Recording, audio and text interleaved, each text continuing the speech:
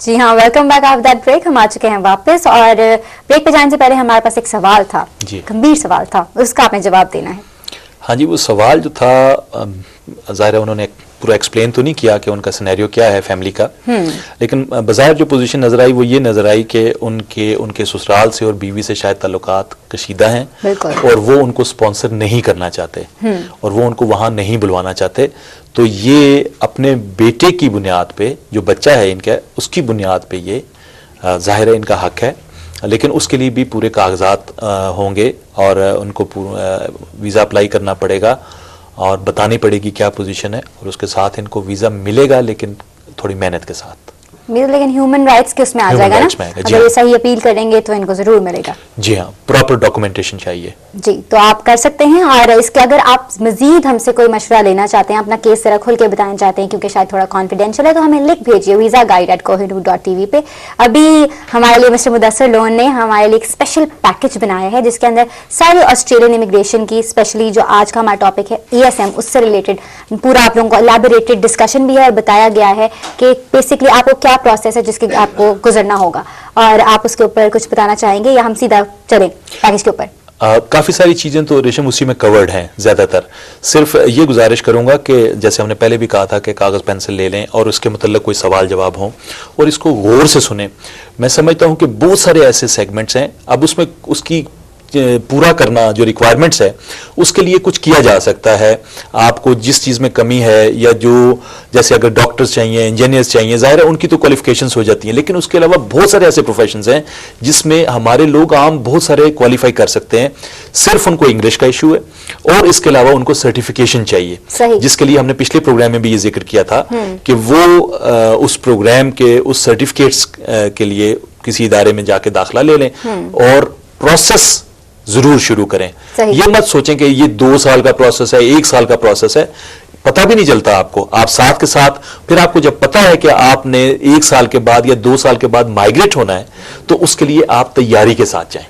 بالکل ٹائم کی آپ بالکل پرواہ مت کریے، بس آپ یہ دیکھیں آپ نے جانا ہے اور کیسے جانا ہے، صحیح طریقے سے جانا ہے. ایک اور میرا مشورہ ہے، جب آپ یہ سلائڈ شو یا پریزنٹیشن جو بھی آپ کہنا چاہتے ہیں دیکھ رہے ہوں گے، پین پنسل ساتھ رکھیں گے، لیکن بہت کانسنٹریشن سے آپ دیکھیں گے. اس میں سے آپ کو بہت سارے کویشچنز مائنڈ میں آئیں گے جو آپ یوزلی ہم سے پوچھنا چاہیں گے جب آپ پروسیس سے گزر رہے ہوں گے. تو جلدی سے دیکھیے، غور سے فوکس کر کے دیکھیے اور کویشچنز نوٹ ڈاؤن کر لیں. ہم یہیں ہیں آپ کے جواب دینے کے لیے. Let's move towards the package.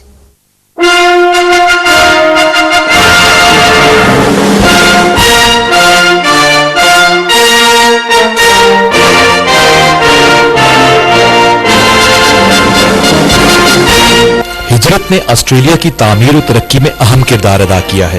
Australia میں ہجرت کا ریکارڈ تقریباً 50,000 سال پرانا ہے. اس وقت کی آسٹریلین نسل کے آباء و اجداد مالے، آرکیپیلاگو اور نیو گنی کے راستے آسٹریلیا پہنچے. 1600 صدی عیسوی میں یورپینز نے آسٹریلیا پہنچنا شروع کیا، لیکن بڑی ہجرت تب دنیا کی نظر میں آئی جب 26 جنوری 1788 کو، جو کہ آسٹریلیا ڈے کے طور پر منایا جاتا ہے، کو نیو ساؤتھ ویلز میں برٹش کالونی بنی. امریکہ کے ہاتھ سے نکل جانے کے بعد برطانیہ کو اس بات کی ضرورت تھی کہ وہ برطانوی جیلوں میں گنجائش سے زیادہ تعداد میں قید سزا یافتہ مجرمان کو کہیں منتقل کرے. اس طرح آسٹریلیا میں قیدیوں، فوجیوں اور ملاحوں کی آبادکاری شروع ہوئی. آسٹریلوی آبادی اس وقت تقریباً 2 کروڑ 30 لاکھ نفوس پر مشتمل ہے اور یہ شرح 1 منٹ 11 سیکنڈ فی فرد کے حساب سے، جبکہ ہجرت کی شرح 1 منٹ 51 سیکنڈ فی فرد ہے. زیادہ تر آسٹریلین اس وقت برطانیہ، آئرلینڈ اور اسکاٹ لینڈ سے ہجرت کرنے والوں پر مشتمل ہیں، اور اندازہ یہ ہے کہ آسٹریلیا میں رہنے والے 25% کے قریب لوگ آسٹریلیا سے باہر کی پیدائش ہیں، جن میں برطانیہ،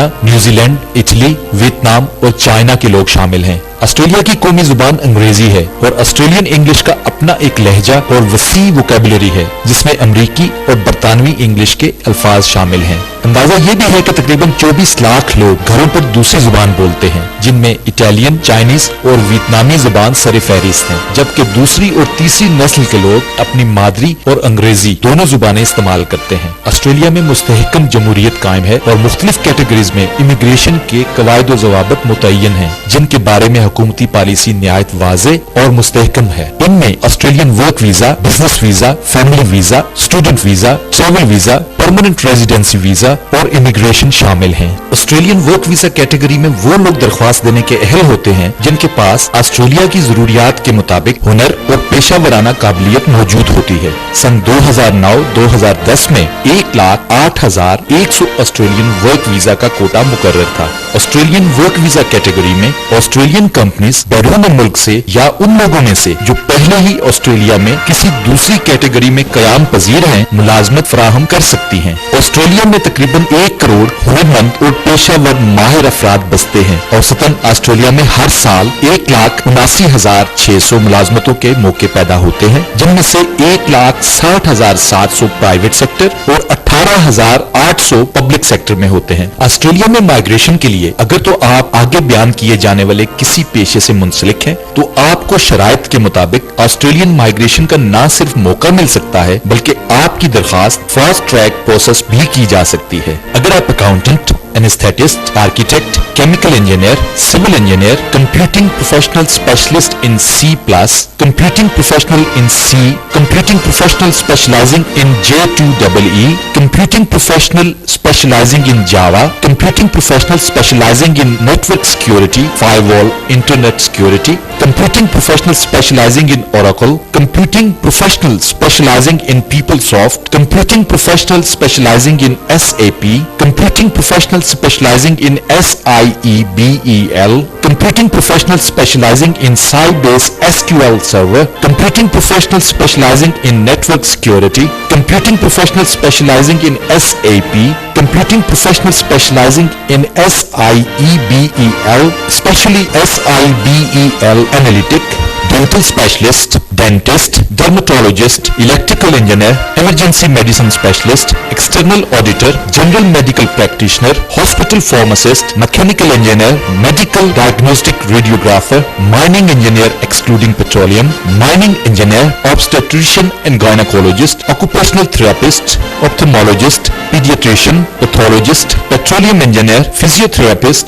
podiatrist, psychiatrist, quantity surveyor, radiologist, registered mental health nurse, registered midwife, registered nurse, retail pharmacist, sonographer, specialist medicine practitioner, specialist physician, speech pathologist, surgeon, surveyor, aircraft maintenance engineer avionics, aircraft maintenance engineer mechanical, automotive electrician, baker, boat builder and repairer, bricklayer, cabinet maker, carpenter, carpenter and joiner, cook, drainer, electrical power line trade person, electrician special class, electronic equipment trade person, fibrous plasterer, fitter, flat glass trade person, floor finisher, furniture upholsterer, gas fitter, general electrician, general electronic instrument trade person, general plumber, hairdresser, joiner, lift mechanic, locksmith, mechanical service and air conditioning plumber, metal fabricator, boiler maker, metal machinist first class, motor mechanic, optical